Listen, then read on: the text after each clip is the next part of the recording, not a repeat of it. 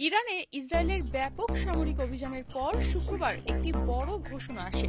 Israel তার বিশ্বব্যাপী দূতাবাস ও কনসুলার সেবা বন্ধ করে দেওয়ার সিদ্ধান্ত নিয়েছে। ইরানে হামলা শুরুর পরপরই এক বিবৃতিতে দেশটি জানায়, নিরাপত্তা হুমকির কারণে এই পদক্ষেপ নেওয়া হয়েছে। একই সঙ্গে বিশ্বের বিভিন্ন দেশে অবস্থানরত ইসরায়েলি নাগরিকদের জনকীর্ণ স্থানে ইহুদি বা ইসরায়েলি প্রতীক না প্রদর্শনের পরামর্শ দেওয়া হয়েছে।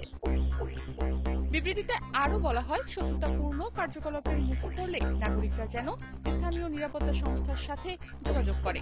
কতদিন দূতাবাসগুলো বন্ধ থাকবে সে বিষয়ে নির্দিষ্ট সময়সীমা এখনো জানানো হয়নি। অন্যদিকে জার্মানির বার্লিনে ইসরায়েলের দূতাবাসের পক্ষ থেকে বিস্তারিত জানাতে অস্বীকৃতি জানানো হয়। একই সময় স্টকহোমের গ্রেট সিনাগগের সামনে নিরাপত্তা জোরদারও করা হয়েছে।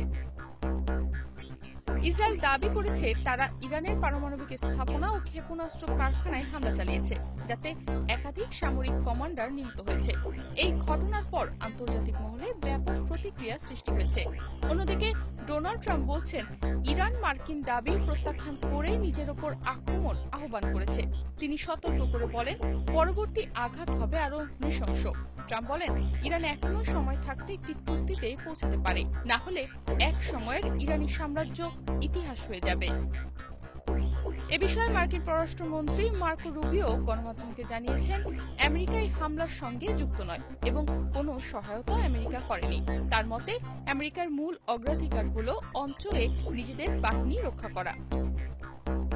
অপরদিকে ওমান, চীন, আমেরিকা, অস্ট্রেলিয়া, জাপান, তুরস্ক, ইন্দোনেশিয়া ও সৌদি আরব সহ সব দেশই এই উত্তেজনার জন্য ইসরায়েলকে দায়ী করে হামলার নিন্দা জানিয়েছে। চীন বলেছে, এই হামলা মারাত্মক পরিণতি ডেকে আনতে পারে। এই ঘটনার পর বিশ্বজুড়ে কূটনৈতিক সতর্কতা ও নিরাপত্তা জোরদার করা হয়েছে। পরিস্থিতির দিকে গভীরভাবে নজর রাখছে আন্তর্জাতিক মহল। তনিমা রহমান, বাংলাদেশ প্রতিদিন।